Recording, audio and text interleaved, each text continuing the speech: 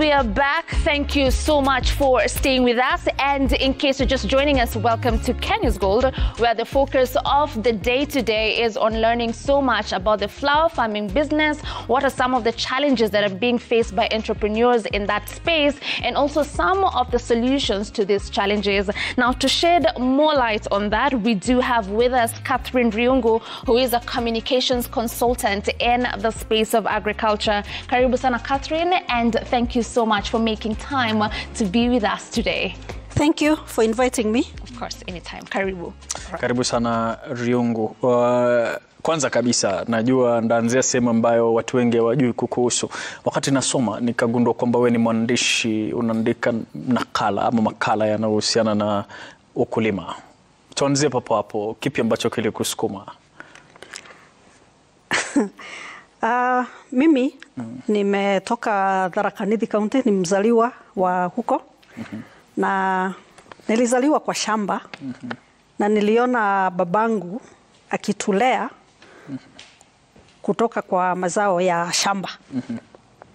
Na nilipokuwa nasoma, nilikuwa na just natural interests in biology and chemistry. Sasa unaweza linganisha biology, chemistry na agriculture. Babangu alikuwa mkulima. Mkulima serious. Yes. Sasa labda hicho ndicho kilinivutia kwa ukulima. Right. Now, moving on to the topic of the day, where we are talking about the flower business, we have noticed a decline in the flowers that we are exporting to the international market. And when you speak to a lot of farmers or entrepreneurs in this space, wanakuambia the cost of doing business now is very high, and that's why a lot of them are being kicked out of business. They will quote the taxation, some of them saying there's double taxation for people in the flower business. Maybe you can just create for us a picture of some of these taxes that people in the flower space have to deal with and how they have been crippling the business over the years. Keeping in mind that there's the need to collect tax, but at what point have they reached to a point they're crippling the business? I have covered the flower sector for many years. Let's say intensely since 1996. So you can imagine the amount of institutional memory, or so to speak, that I've picked along the way. Around that time, the flower industry was doing very well. But then from around 2015, that's when it started declining. Also because of competition, growing competition from countries like Ethiopia, that we are not very deep into flower exports. Right. But now they are, and Ethiopia supports its flower farms, which Kenya unfortunately doesn't. So they have tax holidays, they have lots of incentives. Governments sorts their power and other utilities, connections, infrastructure, because they want the sector to thrive. On the contrary, our government taxes the flower sector because it looks at where it thinks there's business and there's money to be made. So I'm made to understand that the flower industry pays about 45 different taxes and levies.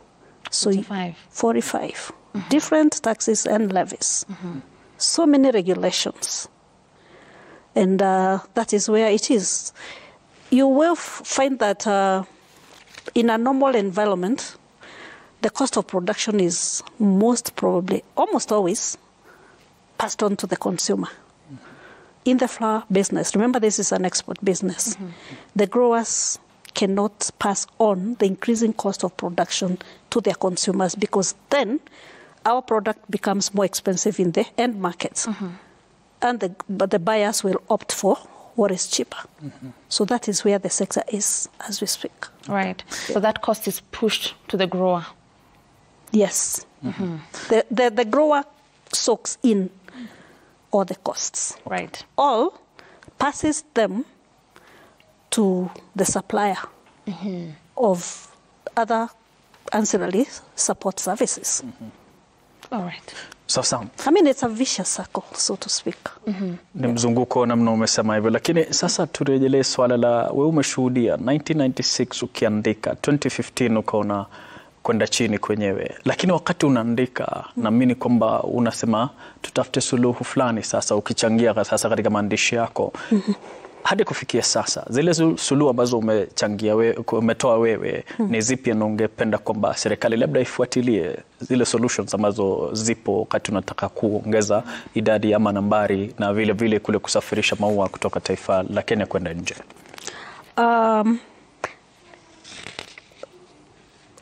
Niruhusu tu niongee Kiingereza. It's okay. One of the recommendations that the sector players have given the government actually for a long time is creating flower growing farms as special economic zones. When they're special economic zones, it means they enjoy certain incentives, like they can be tax exempt in certain aspects, or they enjoy lower taxes. But then I am not sure where that conversation has reached, or whether it's been considered at all. I wouldn't tell. The other thing I've noticed going up VAT refunds. We started talking about VAT refunds in around 2007, and then they were talking about 2 billion. Today they are talking about 12 billion that the government owes them.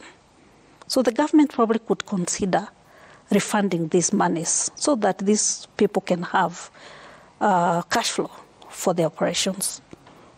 All right. Now, moving away from taxation, which we now understand how much of a pain it is to our flower farmers, we also have logistical challenges which the flower exporters and also people in the horticultural space are facing. And this comes in terms of freight capacity of fresh produce and also availability of the flights and also the cost. Please help us understand how that has been affecting the business, and moving forward, what needs to be done. And if you can also do for us a comparison, because you've mentioned the business started doing quite not very okay from 2015. How was the logistical issues being handled before then? Before 2015, it wasn't really about logistics. It was more to do with laws of supply and demand. There's a time from around 2000, the sector enjoyed what you can call a growth curve, because the demand was more than the supply. Come 2015, the graph flattened, where we are producing enough flowers to satisfy the demand. So there is no longer growth, and the sector had to shift to what you call sustainability and market access and market sustainability. You want to retain the market that you have, because you can no longer get new markets. That is really what happened. It wasn't about logistics. It wasn't even about the taxation or anything. It was just the rules of the game. Right. Yes. But that said, logistics of cargo space has always been a challenge for growers, where the available cargo space is not enough for the available volumes. And I'm made to understand by those in the know that we have issues of imbalance between our imports and exports. So we are not able to have what you can call sufficient cargo-specific planes that take our flowers to Europe, then they bring back goods to Europe. Reason being, most of our imports are shipped. They are not airlifted. So the airlines try to balance creating cargo space under the plane's belly. So on top you have passengers, and underneath you have Goods. Cargo space. But it is never enough. So this can only be resolved if we import more. But at the moment, there isn't a balance between what we export and what we import, through, especially through the air, because most flowers go through they are freighted. Right. But then they're also pursuing sea transport. For the flowers. For the flowers. I know that is happening in countries like Colombia. Do you see that happening in Kenya? Is there a possibility that that can be achieved given the distance it has to go? Because if you look at countries like Colombia, they're kind of close with the US where a lot of their flowers are taken. But for us to be able to achieve that, what will it take transporting our flowers by sea? Yes, it is happening and it will happen and we will achieve it over time. Because there's a lot of consultations and talks and action happening in this space. I think another one in Ukambani, Kibwezi, and all these link towards Kilindini. Right. So talks are on, and I don't know exactly how long that will take because it was affected by the war. The war in Europe, I mean in the Middle East. And you know what happened in the Middle East? They are still fighting.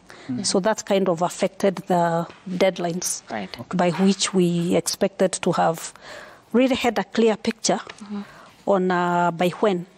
To answer your question, we can expect to have done a significant shift from air freight to sea freight. Okay. Hapo umesema clear picture, lakini sasa tulete taswira wakati kutatokea nafasi ya kusafirisha kupitia meli. Kwa wakulima ambao wapo katika taifa la Kenya, furaha yao itakuwaje na matumaini yao ya kupata faida yao itakuwaje? Na la pili vile vile umezungumzia kwamba kulikuwa na kama infringement hivi kwa soko. Sasa je, unaona kwamba ni vizuri kutafuta mbinu ya masoko mengine kule nje kuliko kutegemea ya Ulaya peke yake? Masoko yametafutwa na yamepatikana. Tunauza maua mengi sana in the Middle East. And through Dubai, for instance. And China also buys our flowers. India buys our flowers. So the industry is not asleep. Yeah, we have and even the US, we are taking our flowers to the US. And going back to something you asked earlier about sea transport, bado maua yanaenda na meli na huwa yanachukua. What happens is wanapanga kutoka production. Where the flower is managed in such a way that itastahimili masiku mengi, miezi mitatu yakiwa baharini na yanafika yakiwa very fresh. In fact, I'm told flowers transported by sea arrive at the end markets far much better in terms of quality than what is air freighted. Is there specific technology that is involved when we're preserving the flowers that need to go by ship, given that we understand the time that they will take during the traveling period? And how different do they look kwa zile ambazo zinapelekwa with the aeroplanes? Are they preserved the same? How do you pack them so that we make sure at the end of the day, regardless of the time they'll take during transportation, zitafika kama bado ziko fresh? How does that work? Sasa, you will have to find time in this show to interview somebody who is in logistics and that space. They will tell you that flower transportation by sea starts at the farm. When they harvest the flower, they cannot harvest this flower, what they call the cut stage. It's not harvested at the same stage with a flower, yenye inaenda na ndege. Right. Because it opens, it keeps feeding. Yeah. Inaendelea kula what they call flower food. Kuna chakula cha maua. Yeah, yanaendelea kula na kuwekwa in that environment, cool environment. And you've asked about technology. Oh my goodness, please bring these people to talk about that because it is a beautiful story. The technology, the temperature optimization, it has to be at a certain temperature all through, and there's a control through technology again, where you, as the farmer, you can trace the temperatures from the time the flower leaves your farm to when it arrives at the market. Right. Sasa ni hadithi tamu sana hiyo, tutarejea kusikiliza kabisa, lakini kwako mtazamaji umesikiliza kutoka kwake Catherine Riungu. Ni mwandishi kuhusiana na kilimo na vile vile yeye ni mchanganuzi mkubwa sana kuhusiana na masuala na mazao ya bustani. Kwa sasa mtazamaji, ikiwa ni dakika 33 baada ya saa 12 Afrika Mashariki, tunachukua mapumziko kidunya, tukirejea kungali kuna mengi, usikwende popote.